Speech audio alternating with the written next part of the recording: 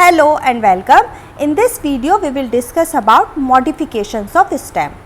तो जब हम स्टेम का स्ट्रक्चर पढ़ते हैं तो हम देखते हैं कि स्टेम ब्राउन कलर का होता है, शर्ब्स में ये पतला होता है बट ट्रीज में थोड़े ब्राउन कलर के चौड़े चौड़े स्टेम होते हैं और हर्ब्स में बहुत पतले ग्रीन कलर के स्टेम होते हैं। लेकिन कई कंडीशंस में ये स्टेम मॉडिफाई हो जाता है और कुछ डिफरेंट स्ट्रक्चर बना लेता है। तो इस वीडियो में हम समझेंगे कि स्टेम क्यों मॉडिफाई हो रहा है और मॉडिफाई होके क्या क्या स्ट्रक्चर बना लेता है।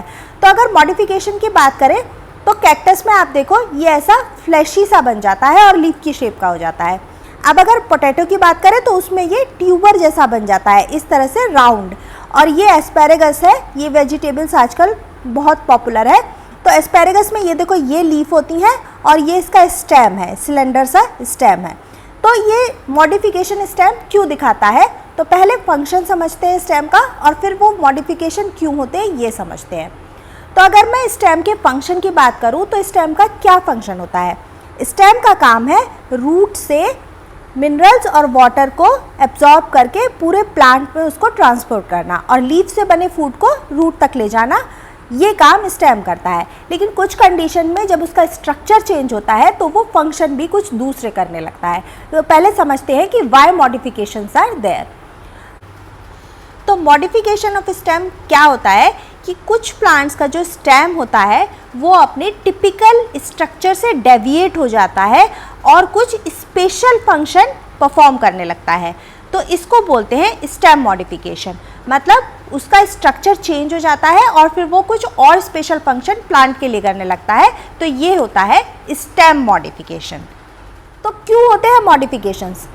तो मॉडिफिकेशंस सबसे पहली कंडीशन है कि प्लांट को कुछ फूड स्टोरेज करना है, दूसरा उसको अपने लिए कुछ फूड को बनाना है, वाटर का स्टोरेज और उसको सेव करना है। तो सबसे पहले देखते हैं फूड स्टोरेज।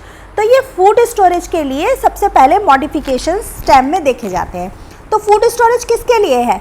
फूड स्टोरेज ये हमारे लिए फूड स्टोरेज नहीं है। हम पोटैटो खाते हैं, हमारे लिए भी एक ये फूड है, लेकिन ये प्लांट अपने खुद के लिए स्टोरेज करते हैं। तो कैसे खुद के लिए स्टोरेज होता है ये समझते हैं। तो जब रिवर्स कंडीशन होती हैं तो ये जो ट्यूबर होते हैं या और भी स्ट्रक्चर हम इसमें देखेंगे, ये सॉइल के नीचे डॉर्मेंट कंडीशन में ऐसे ही पड़े रहते हैं।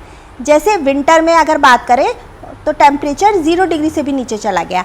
अब इन प्लांट्स को, ये प्लांट जो होते हैं विंटर से मर जाते हैं और ग्रो नहीं कर पाते। तो ये जो ट्यूबर होते हैं ये ऐसे ही सॉइल में डॉर्मेंट कंडीशन में पड़े रहेंगे। फिर जब विंटर बीतेगा और एप्रोप्रिएट कंडीशंस होंगी तो ये फिर से अपना शूट ग्रो करके और रूट ग्रो करके फिर से ग्रो होने लगेंगे।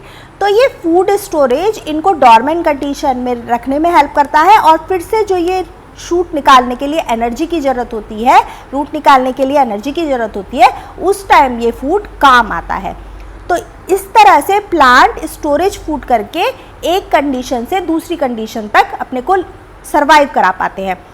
इसको हम पेरिनेशन भी कहते हैं। तो पेरिनेशन क्या है?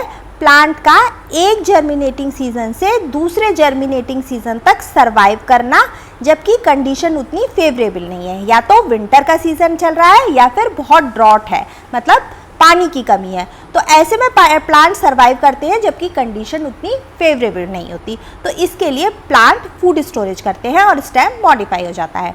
दूसरी चीज़ है for making the food for plants. तो आपने ये कैक्टस तो देखा ही होगा। तो कैक्टस का जो स्टेम होता है वो इस तरह से लीफ का फॉर्म ले लेता है, क्योंकि लीफ उसकी थॉर्न में चेंज हो जाती है। किस लिए? क्योंकि ड्रॉट वाले एरियाज़ में जहाँ पानी कम होता है, स्कैरेसिटी होती है, वहाँ पे लीफ वाटर लॉस को प्लांट नहीं बेयर कर सकता। तो लीफ जो होती हैं वो थॉर्न में चेंज हो जाती हैं और स्टेम लीफ का काम करने लगता है और ये वाटर स्टोरेज भी करता है, फ्लैशी हो जाता है, मतलब उसमें पानी होता है अंदर, और वाटर को सेव करने में भी हेल्प करता है। इसीलिए प्लांट में स्टेम मॉडिफिकेशन होता है। अब तीसरा तो सेम अभी हम डिस्कस किया है कि स्टोरेज और सेविंग के लिए वाटर होता है। अब इसी तरह से कई प्लांट्स में प्रोपेगेशन भी हो जाता है। जैसे अगर मैं इस ट्यूबर की बात करूं तो ये भी एक वेजिटेटिव प्रोपेगेशन के अंदर आता है कि इस ट्यूबर से न्यू शूट निकल आता है। तो ये एक वेजिटेटिव प्रोपेगेशन का टाइप है। तो इसीलिए स्टेम मॉडिफाई हो जाते हैं। तो अब हम कितने तरह के मॉडिफिकेशंस होते हैं वो देखते हैं। तो तो स्टेम में 3 तरह के मॉडिफिकेशन होते हैं। सबसे पहले अंडरग्राउंड, दूसरे सब एरियल और तीसरे हैं एरियल। तो अंडरग्राउंड का क्या मतलब है? अंडरग्राउंड का मतलब है जो भी मॉडिफिकेशन हो रहा होगा स्टेम में वो सॉइल के नीचे होगा। जैसे इसमें सबसे अच्छा एग्जाम्पल है ट्यूबर, जो कि आलू होता है, पोटैटो। तो पोटैटो स्टेम का मॉडिफिकेशन है और वो सॉइल के नीचे होता है। तो इसमें जितने भी आते हैं राइजोम, बल्ब, कॉर्म और ट्यूबर, सब सॉइल के नीचे हो रहे मॉडिफिकेशन स्टेम के हैं। अब नेक्स्ट है सब एरियल। तो सब एरियल में कुछ पार्ट उसका सॉइल के नीचे चला जाएगा, बाकी सारा पार्ट सॉइल के बाहर ग्रो करता रहेगा। तो इसको बोलते हैं सब एरियल। कुछ पार्ट सॉइल के नीचे और कुछ पार्ट एयर में, तो इसको बोलते हैं सब एरियल। और इसमें कौन कौन से प्लांट आते हैं? प्लांट के स्टेम आते हैं रनर, सकर, स्टोलन और ऑफसेट। और थर्ड कैटेगरी है एरियल। तो एरियल में टेंड्रिल, थॉर्न, फिलोक्लेड और क्लेटोड। तो एरियल का क्या मतलब है? पूरा स्टेम का जो मॉडिफिकेशन हो रहा होगा वो एयर में ही हो रहा होगा। जैसे टेंड्रिल तो सभी देख लेते हैं, तो टेंड्रिल कुछ इस तरह का स्ट्रक्चर होता है जो कि स्टेम पे ही होता है। तो ये भी एक स्टेम मॉडिफिकेशन है, ये लीफ मॉडिफिकेशन भी होता है, टेंड्रिल दोनों तरह का मॉडिफिकेशन है। तो ये थे मॉडिफिकेशंस ऑफ स्टेम। तो नेक्स्ट वीडियो में हम अंडरग्राउंड स्टेम मॉडिफिकेशन की बात करेंगे, सब एरियल की और एरियल की। वीडियो पसंद आए तो लाइक, शेयर, सब्सक्राइब करो। Thanks for watching.